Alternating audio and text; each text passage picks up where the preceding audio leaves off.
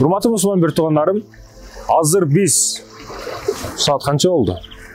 5:30 болду. 5:30да андай бир жерге иш сапары менен кетип аткан жерибизде бир нерселерди сүйлөп коюн тура көрдүм. Аз кетип аткан учурубузда кээ бирөөлөр ит жетелеп жүрөт. Багымдаткан мусулмандар уктап жаткан учурда турбастан кээ бирөөлөр итин жетелеп жүрөт, мусулман эместер. Кээ бир жигиттер айтат, кээ бир жаш жигиттер айтат, кээ бир 5-70 минип жүргөндөрдү, бай багатый болуп кеңири жүргөндөрдү, жигиттерди көрүп, булар атасынын байлыгына жүрөт. Атасынын бийлигине, атасынын байлыгына ошолордун учурунда жыргап жүрөт деп айтышат да кээ бирөөлөр. Жок, андай эмес. Мен көп жигиттерге сабак берип башканы билемин. Ал жигиттер сен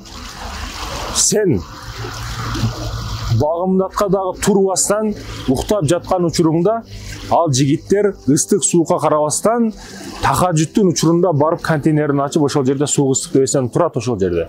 Ошондуктан алар алдыга жылышат. Ошондуктан алар алдыга кетишет. Эмне үчүн бизнес кыл, эмне үчүн алдыга аракет кыл дей беребиз. Себеби мусулмандар өтө арттабыз биз ушул жактан. Аракет кылышыбыз керек. Мусулман бай болуш керек. Мусулман өнүгүш керек, алдыга жылыш керек. Албетте урматтуу мусулман бир тууганым, ар ким ар нерсени дей берет. Ар ким ар нерсени айта берет. Бирок албетте бул кулак тешик кулак туура нерседен кабыл алышты үйрөнүш керек. Биз карасак, оң сол жагыбызды карасак, бүгүн кыздарыбыз, эже карындаштарыбыз кыйналып ар жерлерде иштеп жүрөт. Эгер мусулман бай болсо, мусулман жигиттер бай болсо, карындаштарыбыз четке чыгып иштебейт, Россияда иштебейт, Түркияда иштебейт, башка жерде иштебейт. Башка жердин сазайын тартпайт, мындайча айтканда. Ошондон урматтуу мусулман бир тууганым, паракорлук жоголуш үчүн, эже карындаштар өзүбүздө иштеш үчүн ишенчи, кыргыз жигиттерине ишенч сынып калган эже карындаштарыбыздын. Азыр көбүнөн сурасаң, суромжулоо кылсаң, башка өлкөгө, башка адамга тийип кетишке ыраазы алар. Себеби кыргыз жигиттерине ишенч калбаган. 80%. Ошондон урматтуу мусулман, биз аракет кылышыбыз керек. Байлык жактан да, бийлик жактан дагы эже карындаштарыбызды камсыз кылышыбыз керек. Бир туугандарыбыз, ата-энебизди камсыз кылышыбыз керек, урматтуу мусулман тууган. Албетте туура багытта, туура жолдо. Кээ бирөөлөрдүн минген машинасы Lexus 570, а бирок апасы байкуш айылда муздак сууда жылыта турган бир жылыткыч суусу жок. Ошондой бир муздак сууларда идиш жууп отурат. Албетте адилеттүү бай болушубуз керек. Бизнес кыл. Мисалы, бизнес кылбай өмүрүңүздү бир эсептеп көрөйлү, кандай жыйынтык чыгат. Кыргызстанда орто эсеп айлыгы $200. $200 иштейсиз айына. $200 иштесеңиз, сиз 12 айда 200'dü көйсөк 12'ge $2400 болот. Siz bir yılda $2400 иштейт экенсиз. $2400 иштейт экенсиз. Эми сиздин жашыңыз 20 деп коелу, 20, 30, 40, 50, 60. Орто жаш 60 жаш. 60'da da 60-70 аралык адамдар өлөт. 60га чейин иштеди дейли. Siz 20 жаштан 60 жашка чейин иштесеңиз, айына $200, жылына $2400, 60 жашыңыздан 20'dan 60 жашка чейин сиз $96.000 иштейт экенсиз. $96.000 иштейт экенсиз.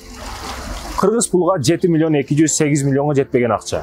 $100.000 жетпеген акча. Сиз $96.000 иштейт экенсиз. Өмүрүңүздүн акырына чейин $200 чогултсаңыз, сиз $96.000 иштейсиз. Буга Бишкектин ортосунан бир жер дагы бир үй дагы ала албайсыз. Бирок тилеге каршы. Bundan daha ökünçtürük nersesi, siz $200'dan çoğultuş üçün ayına $500'dan işleşiniz gerek. Sebebi siz daha jeysiz, ölüm jitim, baskan turgan, kiyim, keche tamagaç degen öte problemalar köp çıgat. Her biri kandan problema. Akça ketedi, öte köp ketedi. Oşonduktan bu nerselerden jabış üçün siz $500'dan işleşiniz gerek ayına. Bирок тилеге каршы $200'dan чогултуп болбойт. Кудай Таала кимге сыноо берсе аркамдай берет. Акчаңыз чогултайын десеңиз бирөө проблемасы менен келет, досуңуз каршы сурап келет, башка бирөө келет. Ошентип чогулта албайсыз акчаны дагы.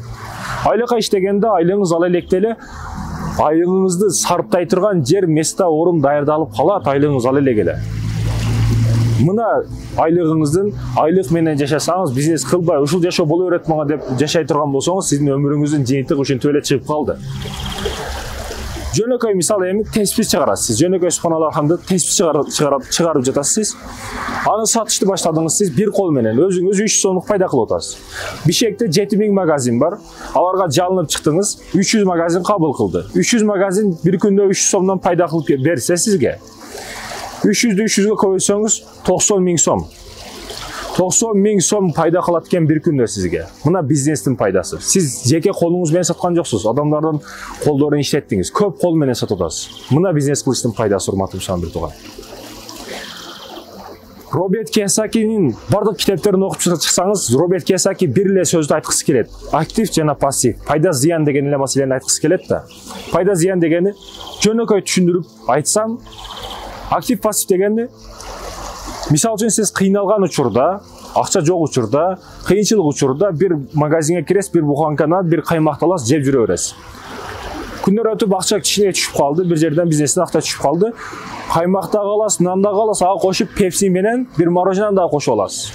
Демек сиз ушул жерде пассивге кеттиңиз, зыянга кеттиңиз. Мурда сиз каймак менен нанга тойчусуз, азыр пепси, мороженаны да кошуп алдыңыз. Бул сиздин пассивиңиз, бул сиздин зыяныңыз. $100 акчаңыз бар чөнтөгүңүздө. Ага бир телефон алдыңыз. Телефонуңду зарядка салыш керек, энергия бериш керек, бензин салыш керек, дагы бир нерселерди кылыш керек, зарядник алыш керек, наушник алыш керек. Ал сизге пайда алып келбейт. Тескерисинче зыян алып келет. Демек бул сиздин зыяныңыз. Ошол $100 бир мороженое аппарат аласызбы, семечка аппарат аласызбы, бир аппарат алып коюп, ошону бизнеске киргизип койдуңуз, инвестиция кылып койдуңуз жөнөкөй эле. Ошол нерседен сизге акча алып келеби? Акчаны тууп атабы? Демек бул сиздин активиңиз, сиздин пайдаңыз демекчи мен. Чоң үйлөр, чоң зданиялар, эки этаж үйлөрдүн не кереги бар сизге? Эгер сиздин жашооңуз кыйынчылыкта болсо. Тилекке каршы эң өкүнүчтүү нерсе бүгүн эл эмне дейт деп үй салабыз, эл эмне дейт деп машина алабыз, эл эмне дейт деп. Негизи машина дагы, үй дагы зыян нерсе, пассив нерсе. Эгерде туура эмес колдонсоңуз ушул нерселерди. Зарплатаңыз 20 000, 30 000 болуп турса, сизге эки этаж үйдүн не кереги бар? Зарплатаңыз 50 000 болуп турса, сизге Lamborghini'нин не кереги бар? iPhone телефонунун не кереги бар? Мисалы үчүн кээ бир жаштар бар, жегени роллтун колунда iPhone да. Анын не кереги бар? Сен чөнтөгүңө өзүңө карап иш кылбайсыңбы? Чындыгында ошондой, урматтуу мусулман тууган. Актив пассив маселесин ушинтип айткысы келет Кийосаки. Чындыгында ушундай, урматтуу мусулман тууган. Эл эмне дейт деп жашайт. Бүгүн эл эмне дейт деген нерсе бизди эмнелерге алып келип атат. Мындай эле эсептеп көрбөйлүбү? Келиңиздер, урматтуу мусулман тууган. Бала төрөлдү. Балага төрөлгөндө больница кылат, ага кылат, үйүнө бир нерсе чайларды берет, эл эмне дейт деп. Ага дагы $1-2 000 акча кетет. Бешик той кылат, ага $5 000 кетет. Сүннөт той кылат, $10 000 кетет. Эртең кичине чоңойгондон кийин үйлөнөт, $20 000 кетет. Эми бир өлүш ам проблема болуп калды азыр.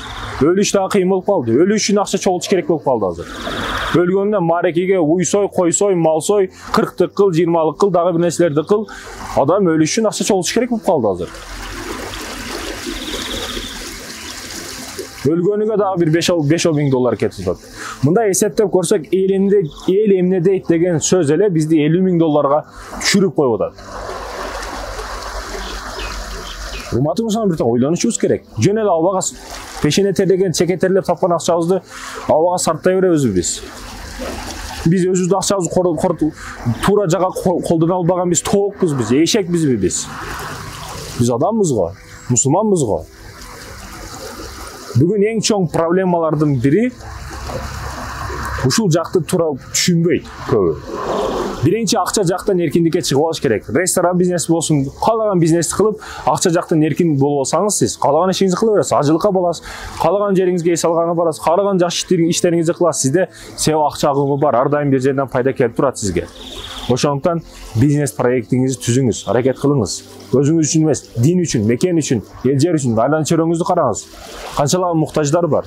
Чөйрөбүз кандай абалда кетип атат. Бүткүл мусулмандарды ойлоңуз. Жан дүйнөңүздү ушундай кенен коюңуз. Ушунчалык кенен коюңуз. Асман сиздин шиприңиз болсун, крышаңыз болсун. Жер сиздин үйүңүз болсун. Жердин каалаган жери сиздин үйүңүз болсун.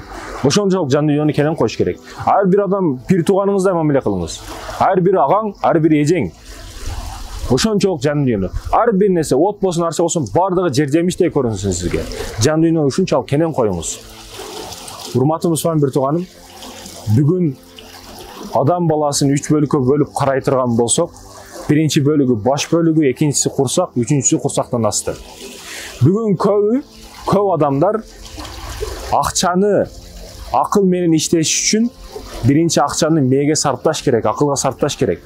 Бирок көп адамдар акчага, акылга, мээге сарптабай эле, инвестициянын эң жакшысы мээ дегендей эле, бирок мээге инвестиция кылбастан көбү курсакка, кийим-кечеге, жеп-ичкениге инвестиция киргизет. Инвестор болот өзүнө өзү. Бирок тилеге каршы курсакка түшкөн нерсе, кумарга, жаман нерсеге, анан дараткананы эле бир жерин булганганга жарайт. Башка нерсеге жарабайт. Ошондон көбүнчө биз моюндан өйдөсүнө акчаны сарпташыбыз керек. Моюндан пасына эмес. Моюнун асты ал толо берет. Себеби Кудай Таала өзү гарантия берип койгон бул жагыбызга. А биз баш жагыбызды толтурушубуз керек, тойдурушубуз керек. Албетте бүгүн курсак ач, курсак тойгон, курсак тойгон эмес, толуп ташып кеткан заманда жашап жатабыз. Бирок жүрөк ачка болуп калды, жан дүйнөбүз ачка болуп калды.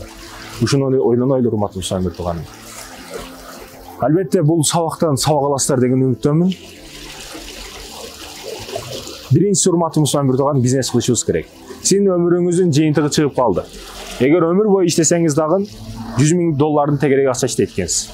Демек бир нерсени ойлонуп турган, бир замыкание, зым бири-бирине тие турган учур келди. Экинчи пайдабыз эл эмне дейт дегенден алыс бол. Эл эмне десе дей берсин. Адамдар сүйлөй берет. Ар нерсени былжырай берет. Пайгамбарлар тууралуу нелерди сүйлөштү. Жадабасы азыр биздин динибиз тууралуу эмнелерди сүйлөшүп жатат. Сүйлөй берет адамдар. Ит үрө берет, кербен жүрө берет. Адамдарга карап иш кылба сен. Ал эми үчүнчүсү, урматтуу мусулман тууганым, мээбизге акчаны сарпташыбыз керек. Эгер мээ менен жашагыбыз келсе, акыл менен жашагың келсе, акылыңа акчаны сарпта. Assalamu alaikum warahmatullahi wabarakatuh.